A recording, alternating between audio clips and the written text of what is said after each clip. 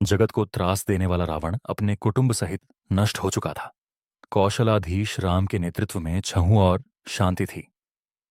राम का राज्याभिषेक हुआ। राजा राम ने सभी वानर और राक्षस मित्रों को ससम्मान विदा किया। अंगद को विदा करते समय राम रो पड़े थे। हनुमान को विदा करने की शक्ति तो श्री राम में भी नहीं थी। माता सीता भी उन्हें पुत्रवत मानती थी। हनुमान अयोध्या में ही रह गए। राम दिन भर दरबार में शासन व्यवस्था में व्यस्त रहे।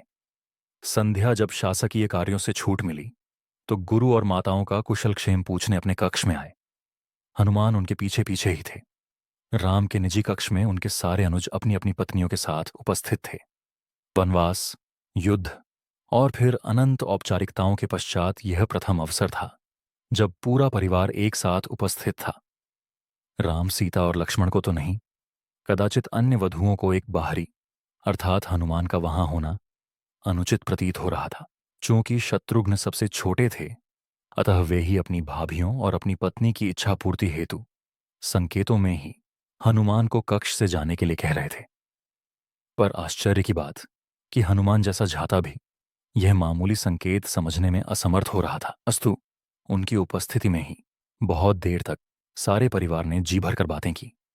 फिर भरत को ध्यान आया कि भैया भाभी को भी एकांत मिलना चाहिए।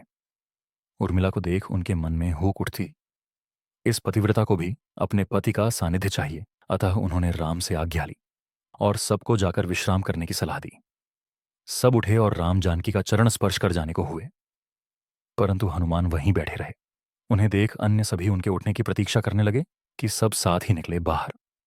राम ने मुस्कुराते हुए हनुमान से कहा, क्यों वीर, तुम भी जाओ, तनिक विश्राम कर लो। हनुमान बोले, प्रभु, आप सम्मुख हैं, इससे अधिक विश्रामदायक भला कुछ हो सकता है? मैं तो आपको छोड़कर नहीं जाने वाला। शत्रुघ्न तनिक क्रोध से बोले, परंतु भैया को विश्राम की आवश्यकता है कपीश्वर, उन्हें एकांत चाहिए। हाँ, तो मैं कौन सा प्रभु के विश्राम में बाधा डालता हूं? मैं तो यहां पैताने बैठा हूं। आपने कदाचित सुना नहीं, भैया को एकांत की आवश्यकता है। पर माता सीता तो यही हैं, वे भी तो नहीं जा रही, फिर मुझे ही क्यों निकालना चाहते हैं आप? भाभी को भैया के एकांत में भी साथ रहने का अधिकार प्राप्त है। क्या उनके माथे पर आपको सिंदूर नहीं दिखता? हनुमान आश्चर्यचकित रह गए। प्रभु श्री राम से बोले, प्रभु, क्या यह सिंदूर लगाने से किसी को आपके निकट रहने का अधिकार प्राप्त हो जाता है? राम मुस्कुराते हुए बोले, अवश्य, ये तो सनातन प्रथा है हनुमान। ये सुन हनुमान तनिक मायूस होते हुए उठे और राम जानकी को प्रणाम कर बाहर चले गए। प्रातः राजा राम का दरबार लगा था। साधारण औपचारिक कार्य हो रहे थे कि नगर के प्रतिष्ठित व्यापारी न्याय मांगते दरबार में उपस्थित हुए। ज्ञात हुआ कि पूरी अयोध्या में रात भर व्यापारियों के भंडारों को तोड़ तोड़ कर हनुमान उत्पात मचाते रहे थे। राम ने यह सब सुना और सैनिकों को आदेश दिया कि हनुमान को राजसभा में उपस्थित किया जाए। रामाज्ञा का पालन करने सैनिक अभी निकले भी नहीं थे कि केसरिया रंग में रंगे पुते हनुमान अपनी चौड़ी मुस्कान और हाथी जैसी मस्त चाल से चलते हुए सभा में उपस्थित हुए।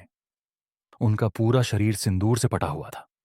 एक एक पग धरने पर उनके शरीर से एक एक सेर सिंदूर भूमि पर गिर जाता। उनकी चाल के साथ पीछे की ओर वायु के साथ सिंदूर उड़ता रहता। राम के निकट आकर उन्होंने प्रणाम किया। अभी तक सन्न होकर देखती सभा एकाएक जोर से हंसने लगी। अंततः बंदर ने बंदरों वाला ही काम किया। अपनी हंसी रोकते हुए सौमित्र लक्ष्मण बोले, यह क्या किया कपिश्रेष्ठ? यह सिंदूर से स्नान क्यों? क्या यह आप वानरों की कोई प्रथा है? हनुमान प्रफुल्लित स्वर में बोले, अरे नहीं भैया, यह तो आर्यों की प्रथा है।